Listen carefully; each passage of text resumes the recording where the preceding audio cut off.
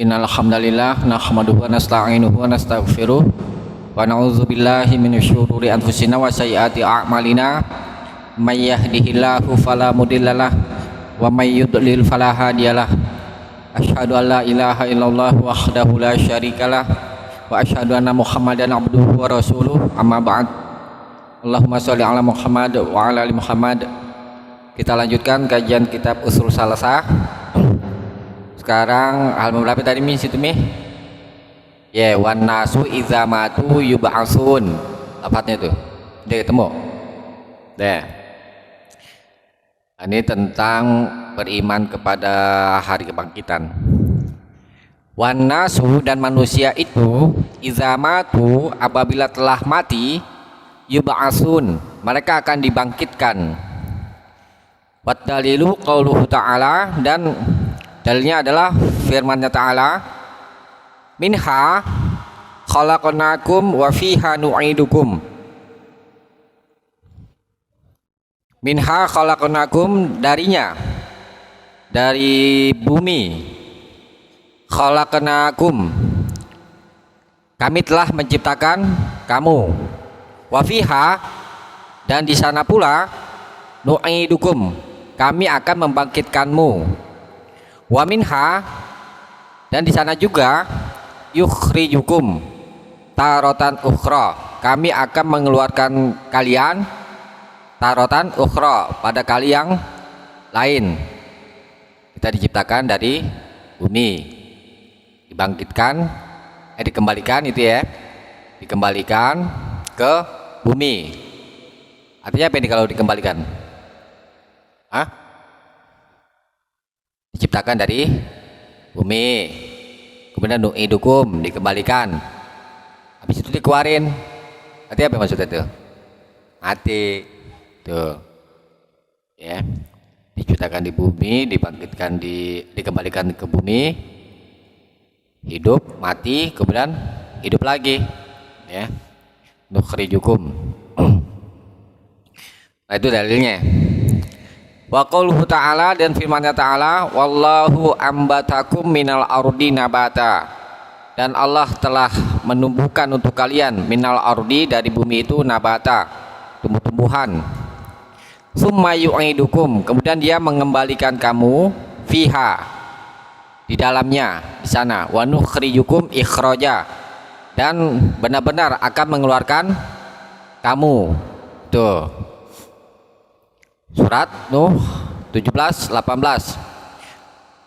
Itu dalil tentang bahwa manusia itu akan dibangkitkan. Ini kalau kita pahami dari sini, berarti ada juga orang yang tidak mengimani hari kebangkitan. Nah, ini dipertegas sama Allah. Tuh.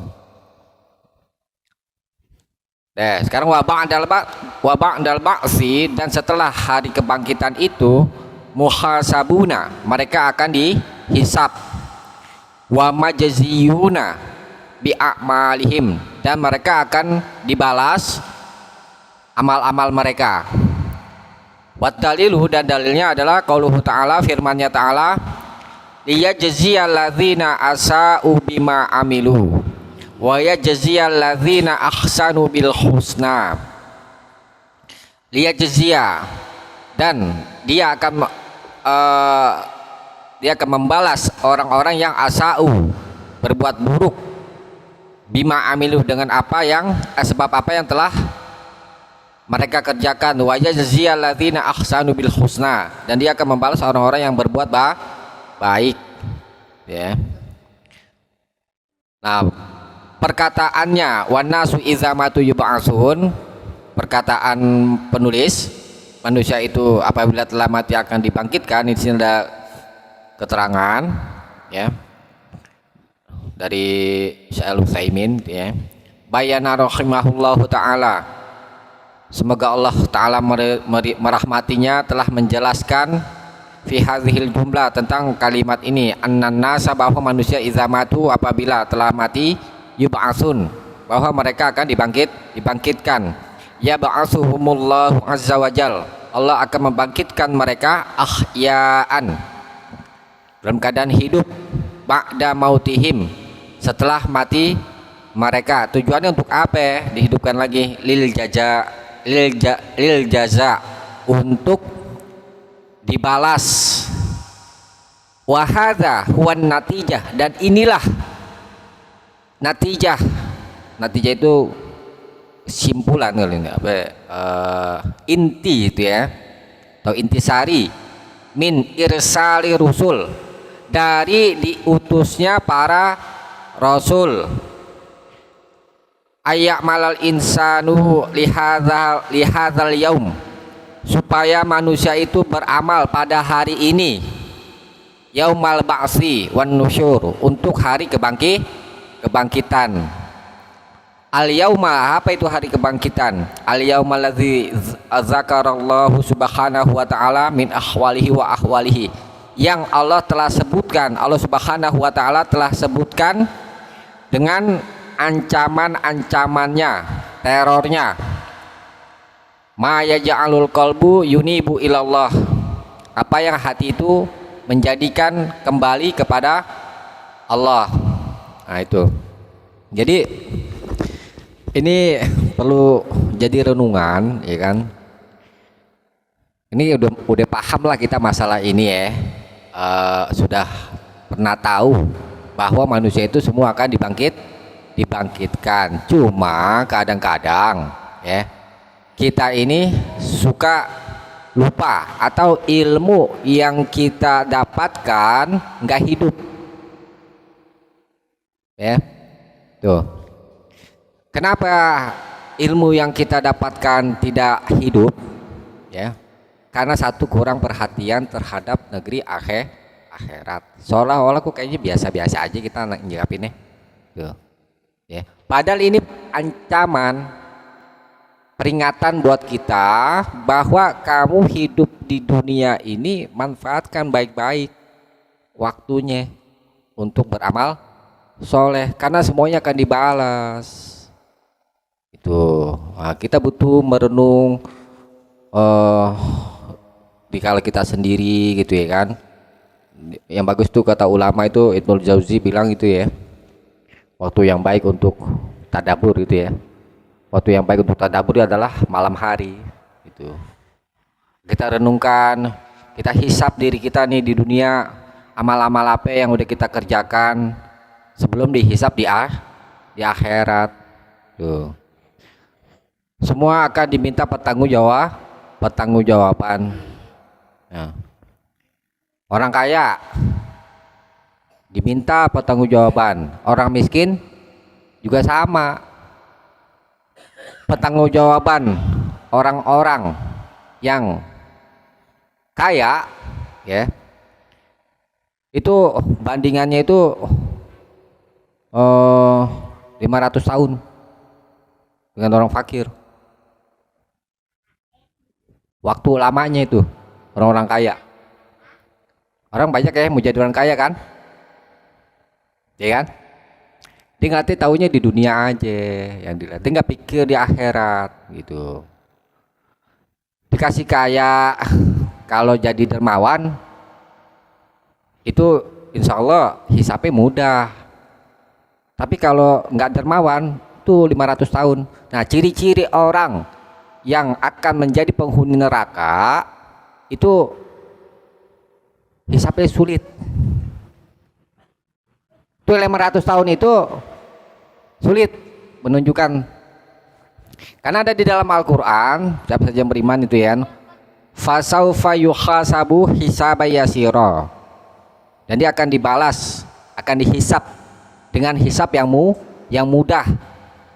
Mau orang kaya, mau orang miskin, kalau dia taat Allah, taat Rasul, maka hisapnya mudah. Orang kaya, orang miskin, tapi nggak taat Allah, nggak taat Rasul, hisap nanti sulit. Dan itu ciri-ciri penghuni neraka. Udah miskin di dunia, miskin di akhirat. Waduh, gimana tuh bos? Kalau kayak gitu bos, 2 kali lipat. Nah itu. Jadi kita banyak-banyak merenung tentang amal-amal kita, apa saja yang sudah kita kerjakan. Kalau sekiranya banyak berbuat dosa ya mohon ampun, itu mohon ampun kepada Allah, ya. Nah, itu surat Al-Fatihah, ya kan? Alhamdulillahirabbil alamin. Segala puji bagi Allah Tuhan semesta alam. Ini mengandung makna harap, ya kan? Apa namanya? Syukur, syukur, ya kan? Ar-Rahmanir-Rahim, tuh. Roja, berharap. Kita disuruh berharap. Kemudian Malik Yaumiddin, yang menguasai hari pembalasan. Ini mengandung makna khauf. Jadi kenapa ini apa namanya, kalau tegaskan ayat ini yang tadi saya sampaikan itu supaya kita takut sama Allah. Tujuannya itu, ya. Nah, tinggal kita bercermin diri seberapa besar takut kita kepada Allah. Tuh, kalau rasa takut kita kepada Allah lemah, yaitu banyak-banyak baca ayat-ayat yang serem-serem yang berupa ancaman itu. Kalau rasa takut kita kurang, ya. Tapi kalau rasa takutnya berlebihan, ya kan? Ya, antara khauf sama roja itu kan mesti seimbang, ya kan? Nggak boleh rasa khaufnya yang tinggi tapi rojanya lemah, gitu. Akibatnya apa? Nanti kalau rasa khaufnya yang tinggi, ya kan, khawatir nggak ada apa namanya, berharapnya itu kurang sama Allah. Jadi nanti bisa mengarah kepada putus asa, tuh, ya kan. Misalnya nih, contoh nih, orang mau taubat, ya kan, orang mau taubat, dia merasa taubatnya nggak diterima karena dosanya udah terlampau banyak. Ini takutnya berlebihan, harapnya nggak ditingkatkan. Semestinya dia berharap banyak kepada Allah, karena kan Allah juga maha penerima taubat. Nah itu, ya. Jadi di pembahasan ini kita tingkatkan rasa khauf kita, tuh, ya. Deh, itu singkat aja, banyak soalnya yang mau dibahas.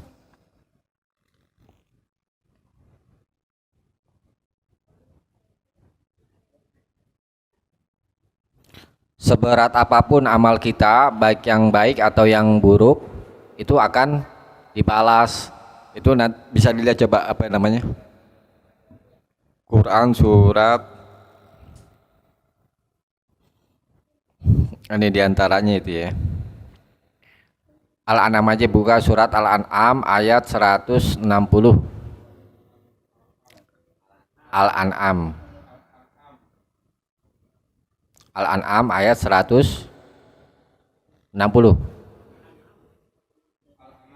Al-An'am bukan Anam. Iya. Ya, baca coba Mi. Baca taut Mi. 160. Enggak, pendek. Bacanya kan sedikit-sedikit bacanya.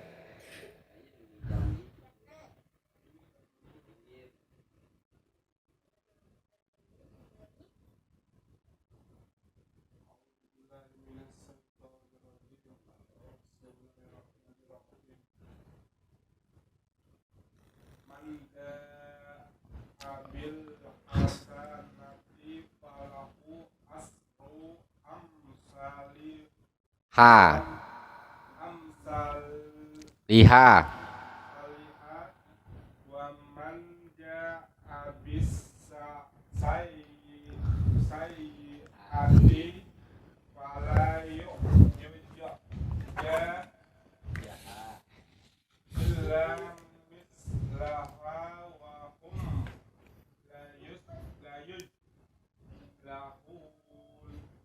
Artikan. La yuzlamun. Yuzlamun, la yuzlamun. Barang siapa berbuat kebaikan mendapat balasan 10 kali awalnya, dan barang berbuat kejahatan dibalas 5 kali kejahatan.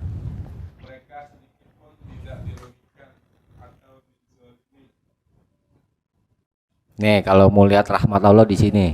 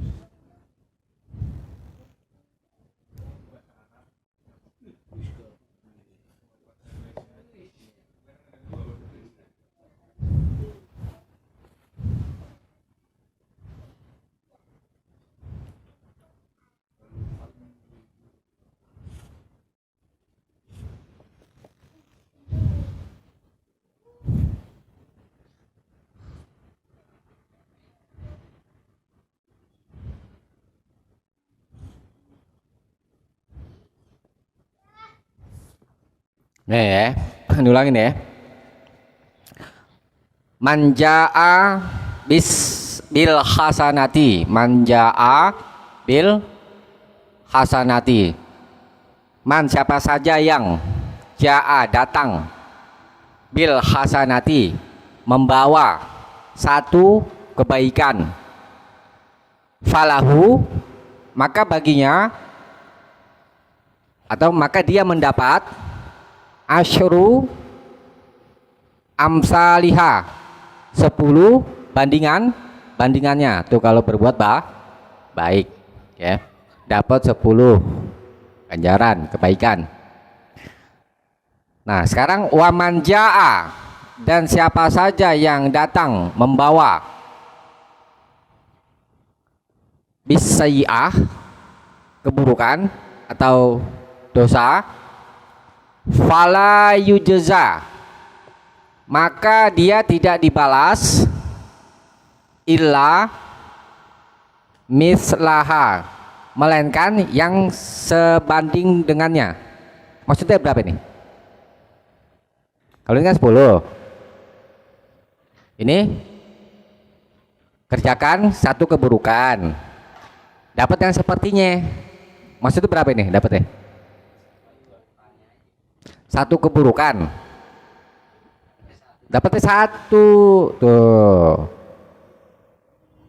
ya, yang berbuat satu kebaikan dapat 10 kali lipat kebaikannya, yang berbuat satu keburukan dapatnya satu dosa. Allah lebih suka yang mana? Yang baik ya kan. Nah maksudnya apa? Allah sangat ingin hambanya itu menjadi baik. Nah ini rahman Allah. Kalau bukan karena rahman Allah ya, semestinya satu kebaikan dapat satu baru sebanding itu.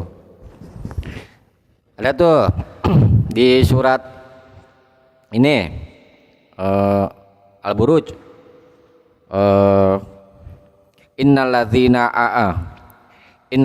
fatanul mu'minina wal mu'minati tsumma lam yatubu falahum azabu jahannam walahum azabul harik. Sesungguhnya orang-orang yang memfitnah orang-orang mukmin laki-laki dan orang-orang mukmin perempuan, maksudnya memfitnah maksudnya membakar ketika peristiwa apa namanya itu, orang-orang yang disiksa di dalam parit itu dibakar ya sama raja pada masa itu. Mereka beriman, alasannya karena mereka beriman kepada Allah. Kemudian lalu katakan summalam yatubu, kemudian mereka tidak bertaubat kepada Allah, falahum azabu jahanam, maka mereka mendapat neraka jahanam.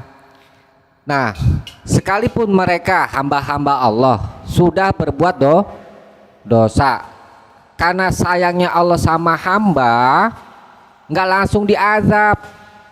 Summalam ya tubuh, kemudian mereka tidak bertobat. Artinya apa? Masih dikasih kesempatan sama Allah untuk bertobat. Tuh, coba kalau kita misalnya Allah, kalau ada hamba Allah yang berbuat dosa langsung diazab, apa itu jadinya itu? Habis tuh ya langsung. Ya kan? Sedangkan manusia selalu berbuat dosa. Ya. Jadi amal baik dilipat gandakan, amal buruk satu. Ya. Kalau amal buruknya banyak, banyak juga. Deh, berikutnya. Arsalallahu jami'a rusuli mubasyirina wa munzirin. Allah telah mengutus kepada seluruh rasul. Ini tujuannya untuk apa ya? Rasul diutus mubasyirina sebagai pemberi kabar gembira, wa munzirin dan sebagai pemberi peringatan. Pemberi peringatan itu maksudnya begini, menakut-nakuti.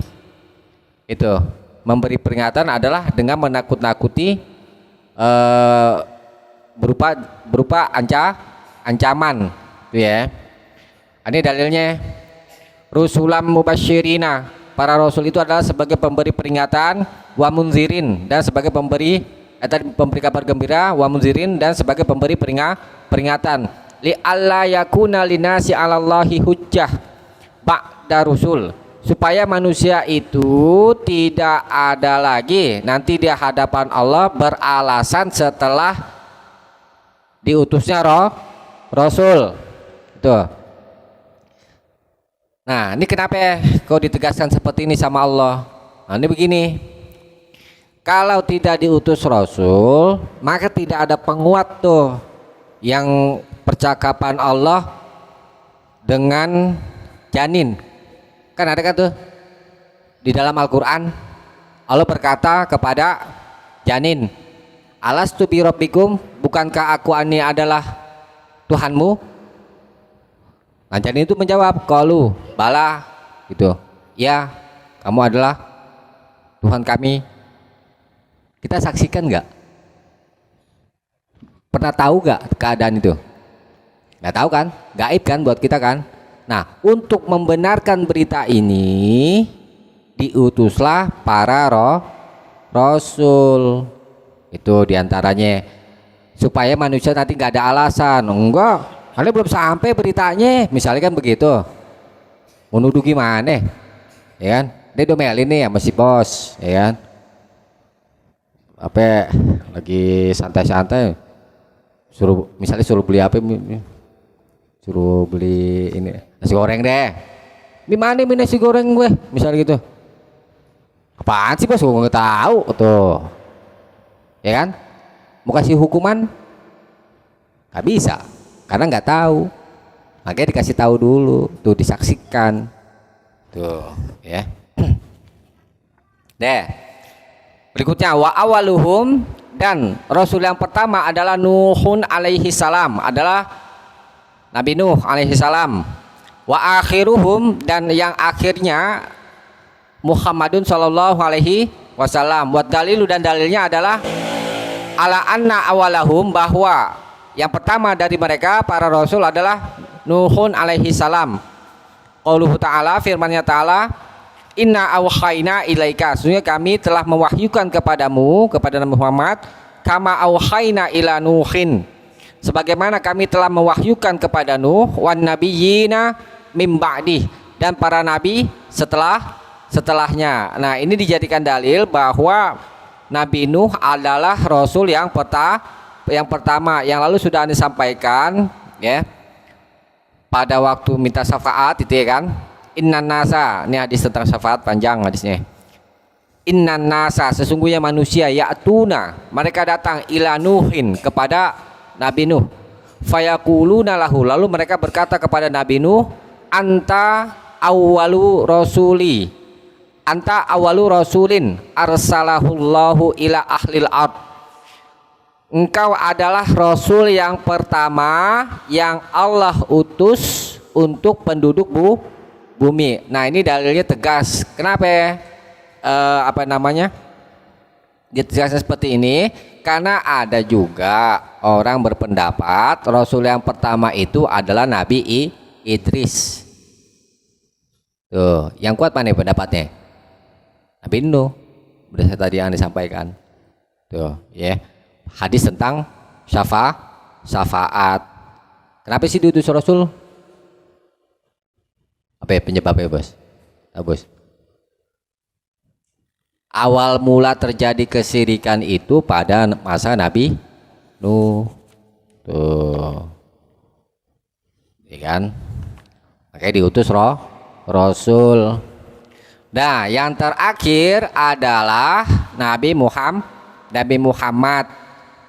Dalilnya, nih, ada ke situ. Al-Ahzab ayat 40. Gak ada.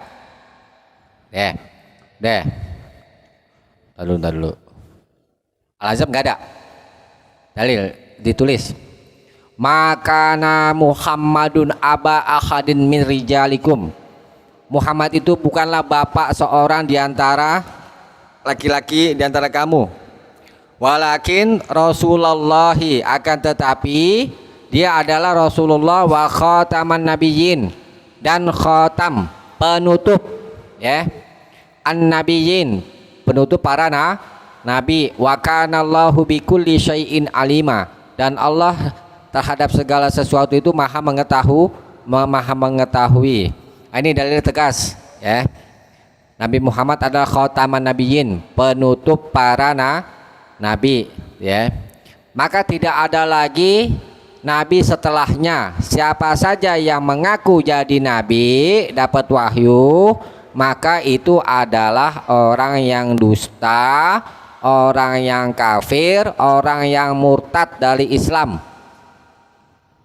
Ya, tuh, ingat-ingat. Kalau ada orang ngaku itu, siapa yang ngaku jadi nabi di Indonesia, Bang? Sadek. Tuh, dusta. Kufur terhadap Allah dan Rasul, ya. Itu. Deh. Kemudian wa kullu ummatin, dan setiap umat itu apa lanjutannya? Wa kullu ummatin ba'atsallahu ilaiha rasulan minuhin ila Muhammadin, dan setiap umat itu kan orang banyak, Allah telah utus kepadanya seorang rasul dari Nuh sampai Nabi Muhammad ya'muruhum bi ibadatillahi wahdah.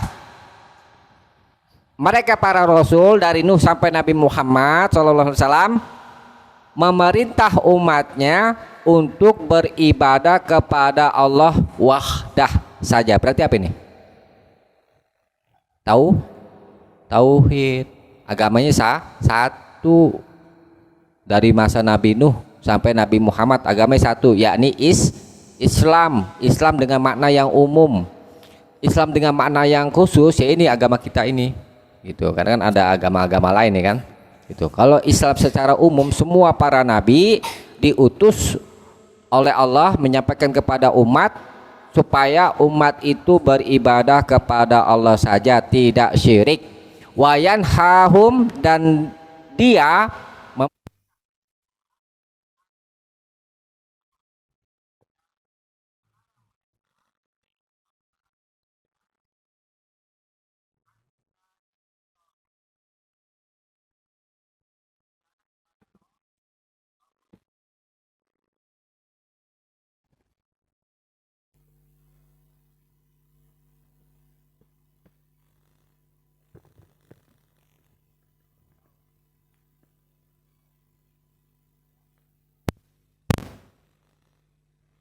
mentauhidkan Allah. Yang dilarang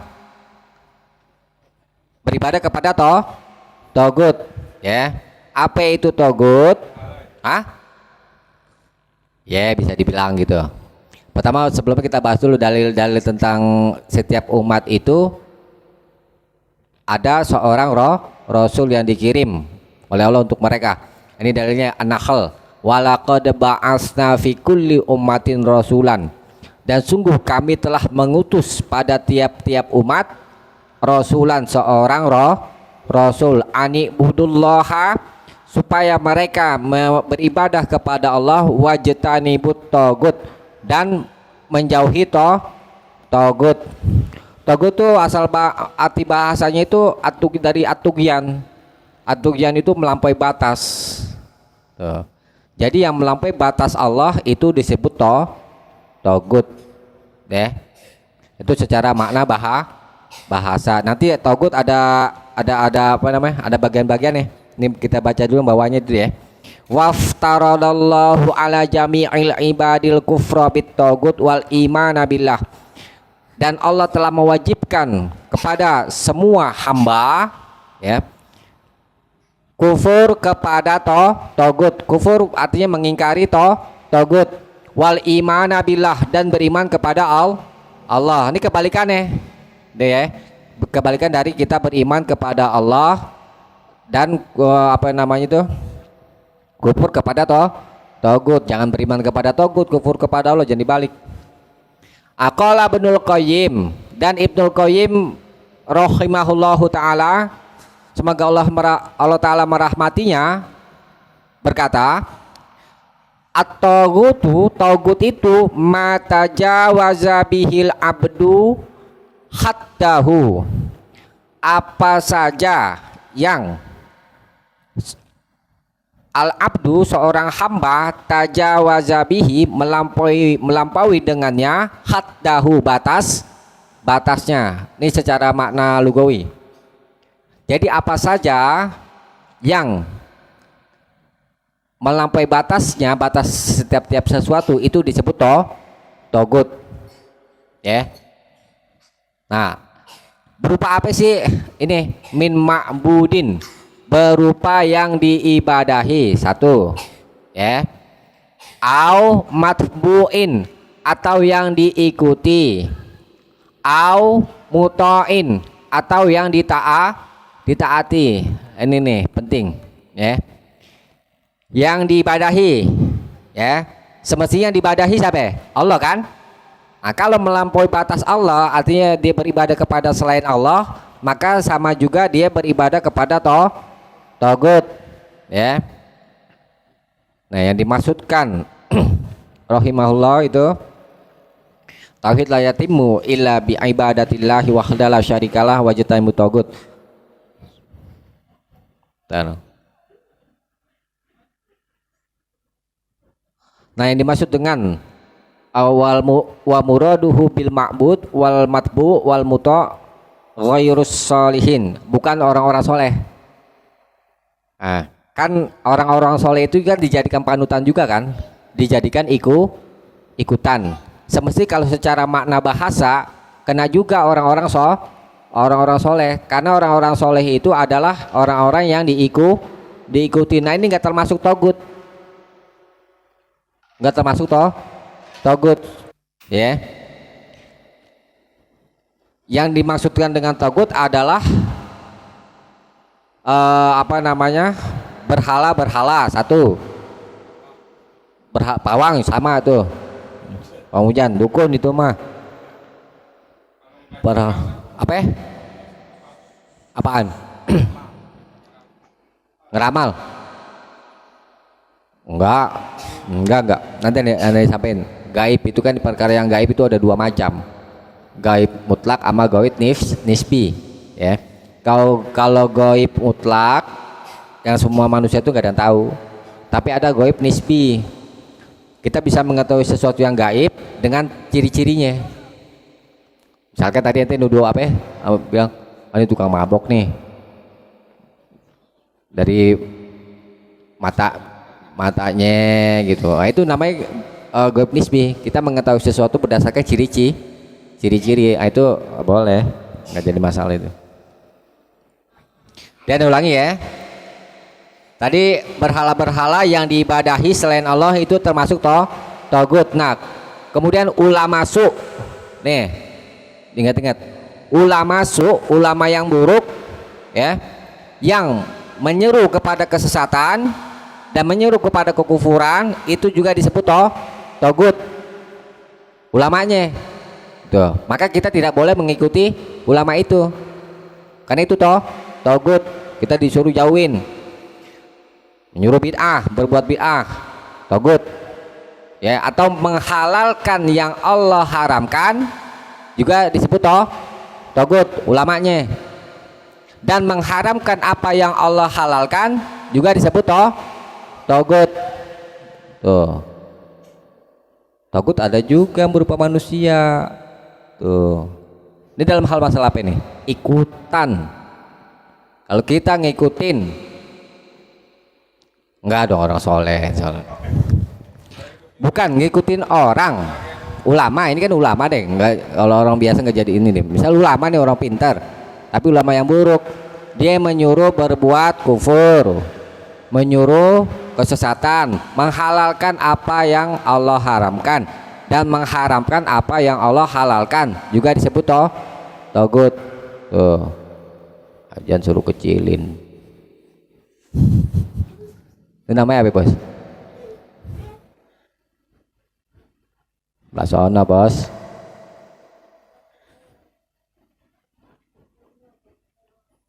Saya bilang togut nggak mau, Bos.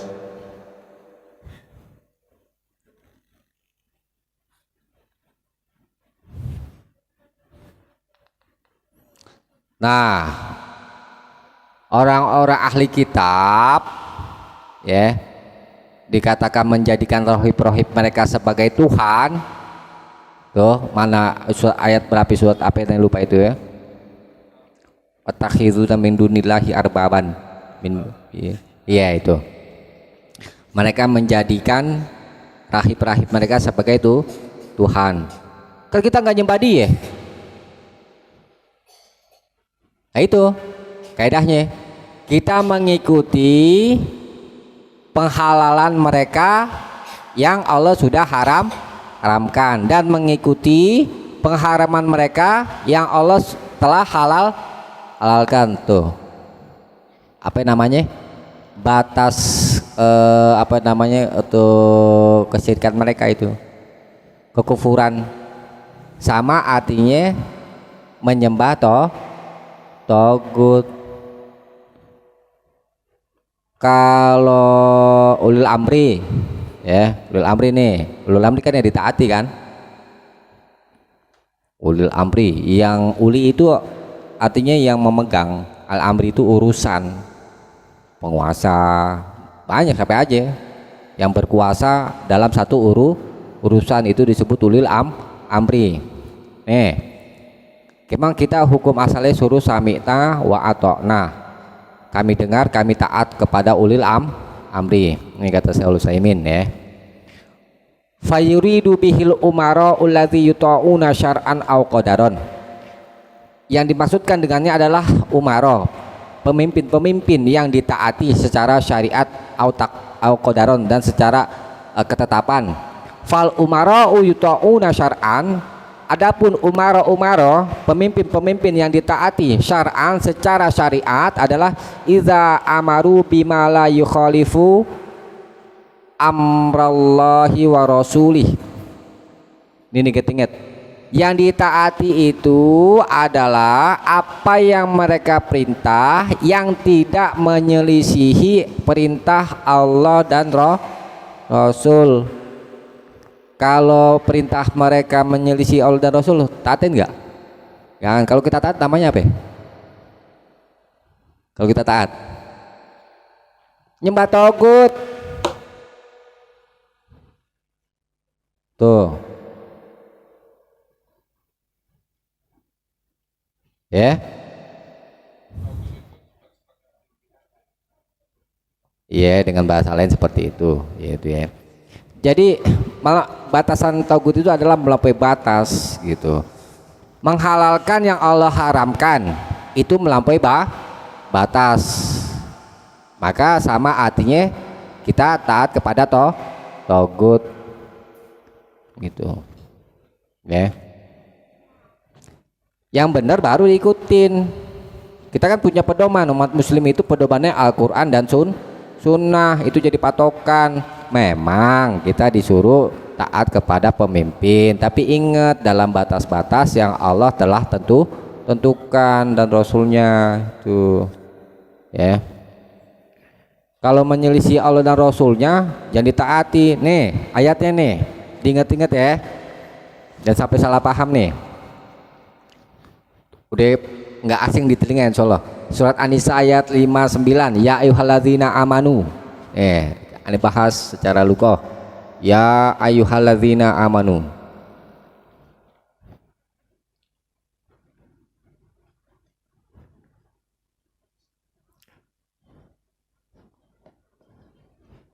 Ya ayyuhalladzina amanu, ini kenapa nih?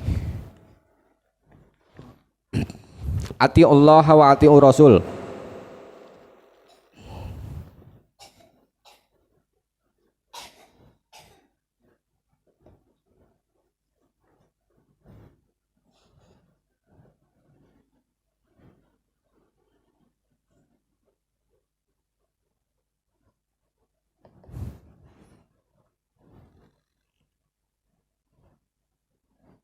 Ati Allah wa ati Rasul wa ulil amri minkum.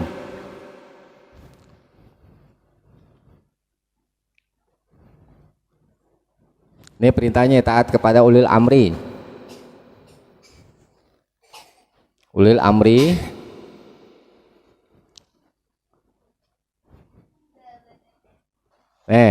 Anissa ya. Ayat berapa tadi? 59 nih. Ya ayyuhalladzina amanu, wahai orang-orang yang beriman ya. Atiullaha, taatlah kepada Allah.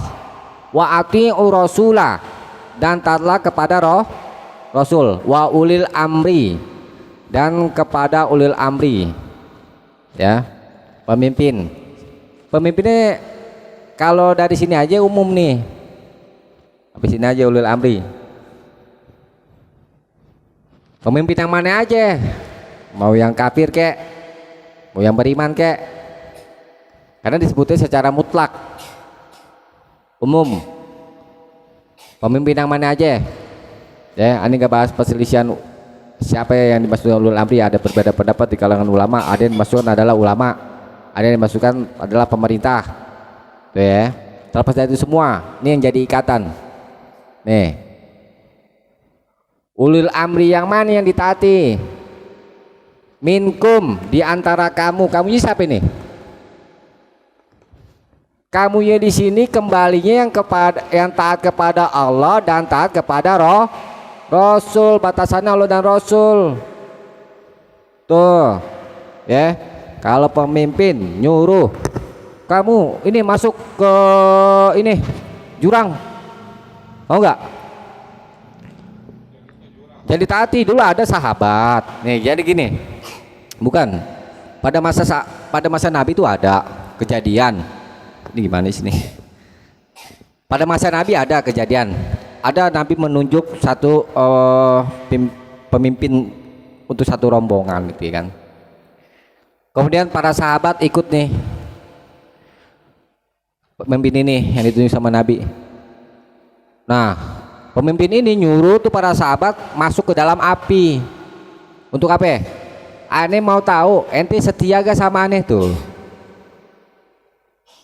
Udah sebagai lapor sahabat, ada yang nggak mau lapor kepada Nabi.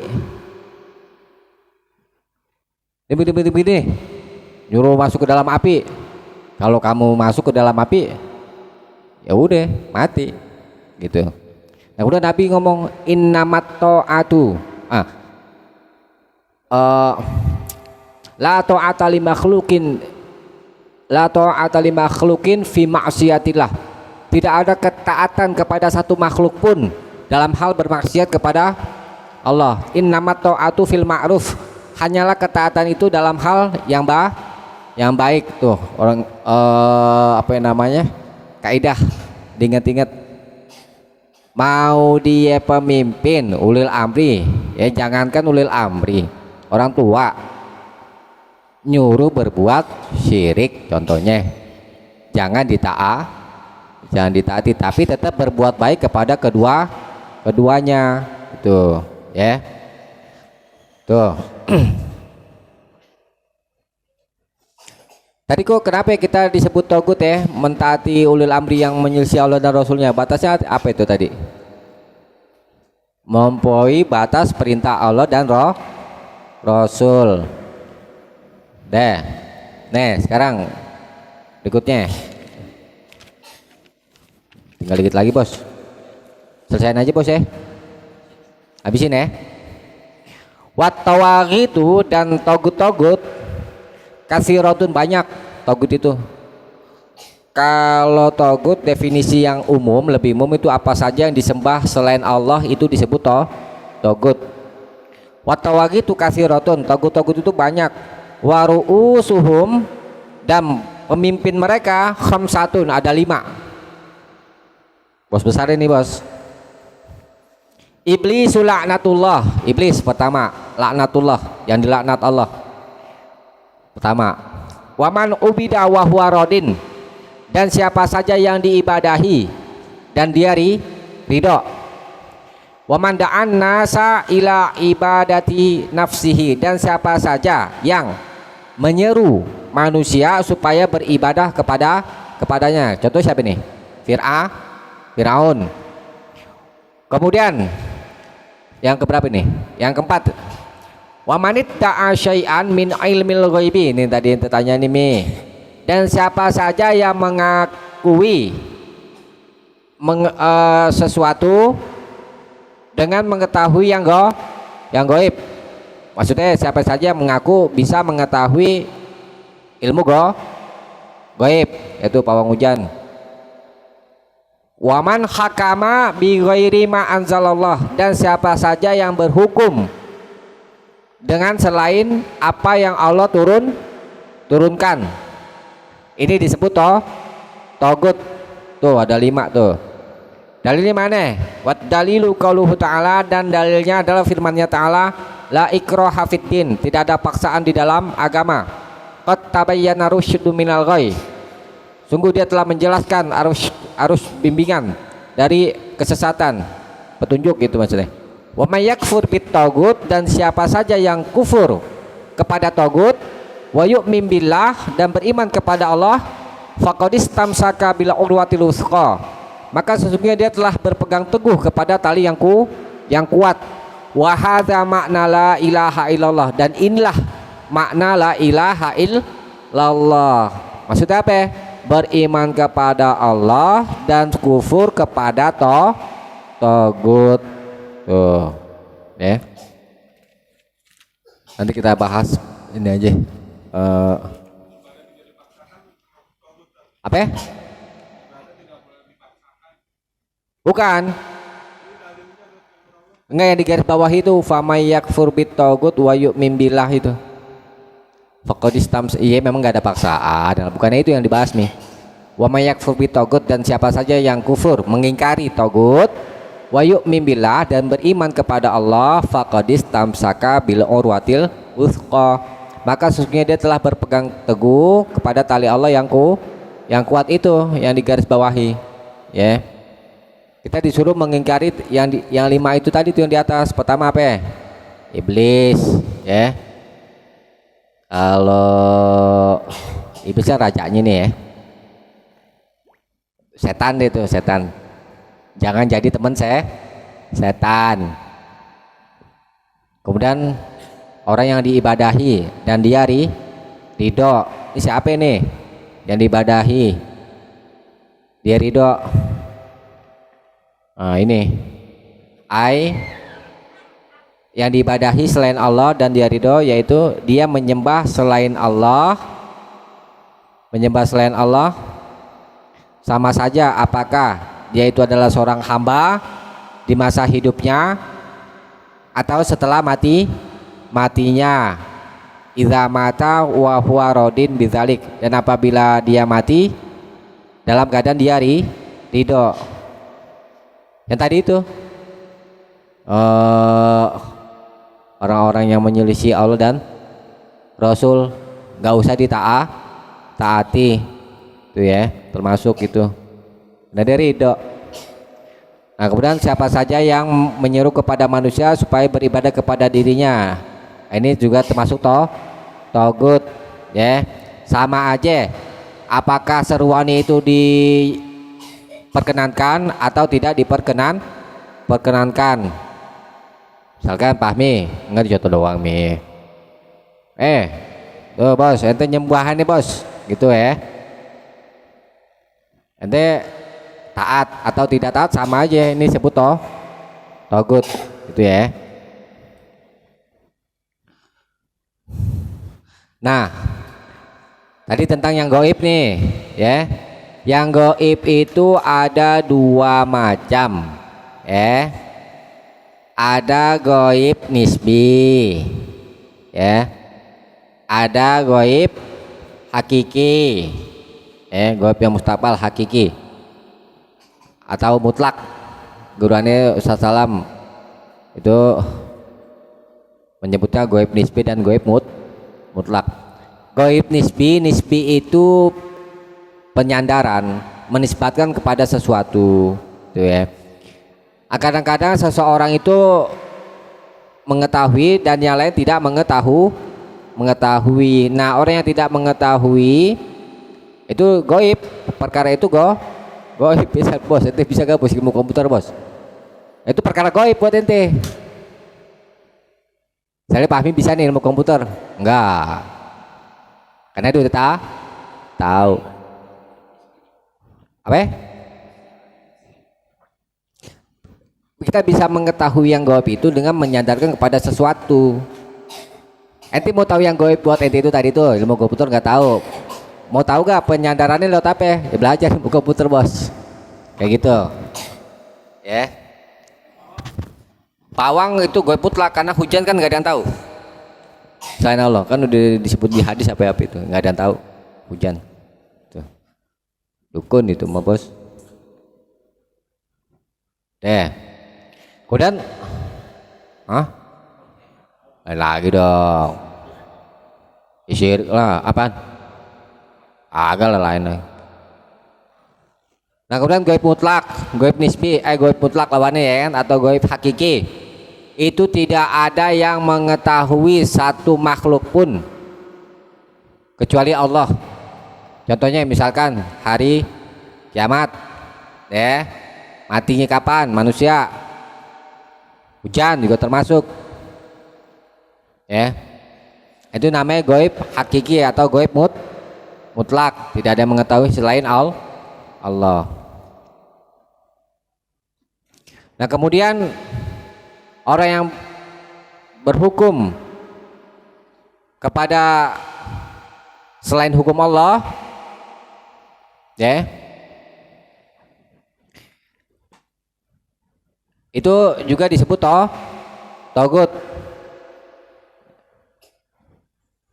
Itu yang tadi kita bahas tuh, ittakhadhu akhbarahum wa ruhbanahum arbaban min dunillah. Mereka menjadikan rohib-rohib mereka sebagai Tuhan selain Allah, menghalalkan yang haram, mengharamkan yang halal tuh ya.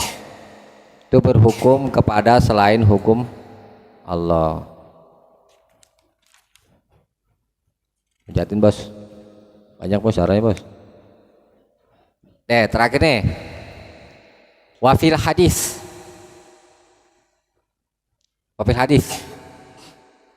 ada ketemu bos. Yang terakhir boleh. Dan di dalam hadis ini, hadis riwayat Tirmizi, Ibnu Majah dan Ibnu Majah.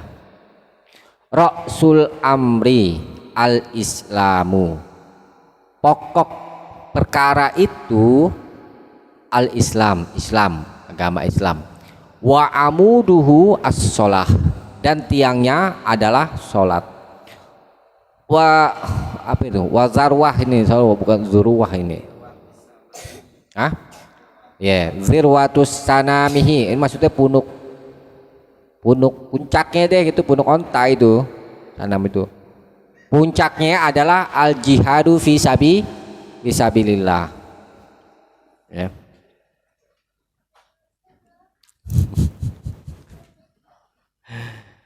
Nah, yang maksud dengan Rasul Amri adalah agama Islam, titik. Ya, puncak segala urusan, pokoknya kita merujuk kepada Islam, Al-Quran dan Sunnah. Ya. Nah, kemudian tiangnya apa ini? Tiangnya Rasul kan kepala, berarti dari atas atap. Ya, atap satu perkara segala urusan adalah Islam. Tiangnya sholat. Atap bisa berdiri gak tanpa tiang? Enggak.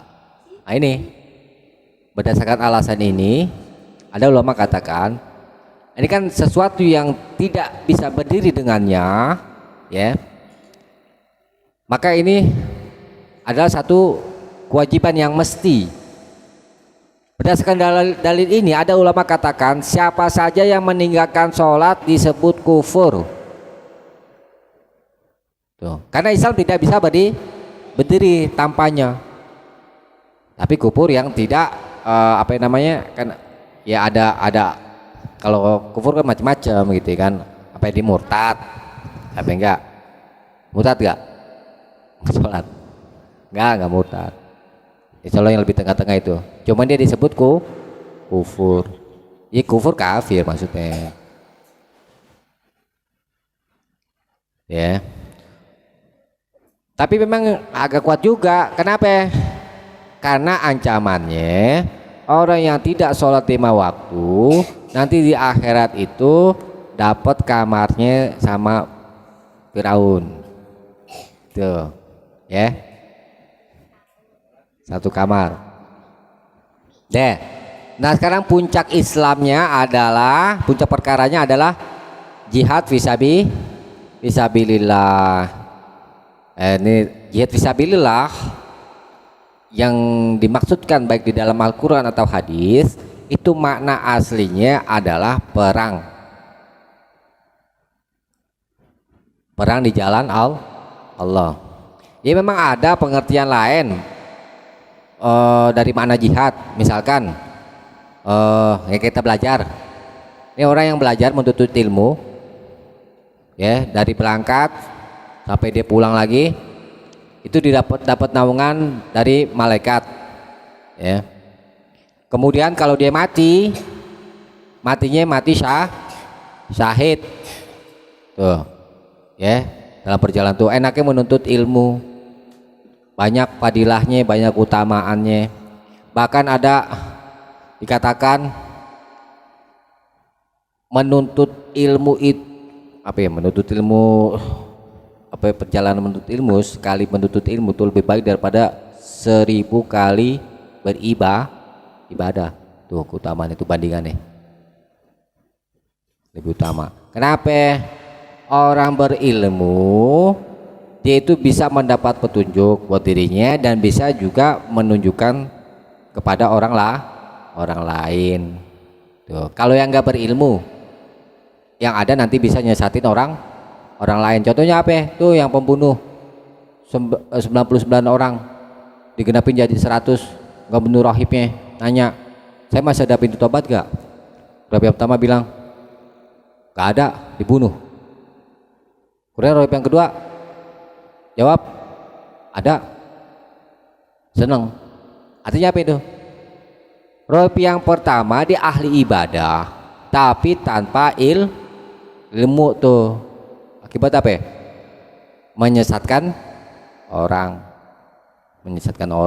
Makanya keutamaan orang berilmu, alim sama abid lebih utama alim. Ya, tapi perjalanannya kayak begini, apa namanya? Sabar, butuh ilmu tuh, menuntut ilmu itu butuh kesabaran yang tinggi. Karena tidak sedikit orang yang gagal dalam belajar itu karena tidak sabar dalam menuntut ilmu. Imam Syafi'i itu bilang begini, Famalam yaduk dzurrat ta'allum. Famalam yaduk, siapa saja yang tidak merasakan murad ta'allum, murad ta'allum, pahitnya belajar. Siapa saja tidak merasakan pahitnya belajar, maka dia tajaro'a zulal jahli, maka dia akan meneguk, menelan hinanya kebodohan tula khayatihi, sepanjang hidupnya. Tuh. Imam Syafi'i itu mengumpamakan belajar itu dengan rasa pahit. Artinya apa Mi? Nggak enak, susah payah menuntut ilmu, capek, ya. Tapi memang begitu perjalanannya. Nggak ada menuntut ilmu dengan santai-santai. Nggak ada yang instan. La yustata'ul ilmu birohatil jismi. Ilmu itu tidak didapat dengan badan yang santai-santai. Nggak ada menuntut ilmu dengan cara kayak gitu, ya. Jadi sabarnya mesti kuat, itu ya. Nikmatin aja proses perjalanan belajarnya, itu ya. Sama kita niatin untuk ibadah, itu ya. Ya, insya Allah bisa dipahami ya. Alhamdulillah malam hari ini sudah selesai kita kajian kitab Ushulus Salasah. Nanti insya Allah kita sambung dengan Arba'in An-Nawawi, ya. Disiapin bukunya bos. Sampai sini aja kajian kita, mudah-mudahan ada manfaatnya. Subhanakallahumma bihamdik, asyhadu alla ilaha illa anta, astaghfiruka wa atubu ilaik. Assalamualaikum warahmatullahi wabarakatuh.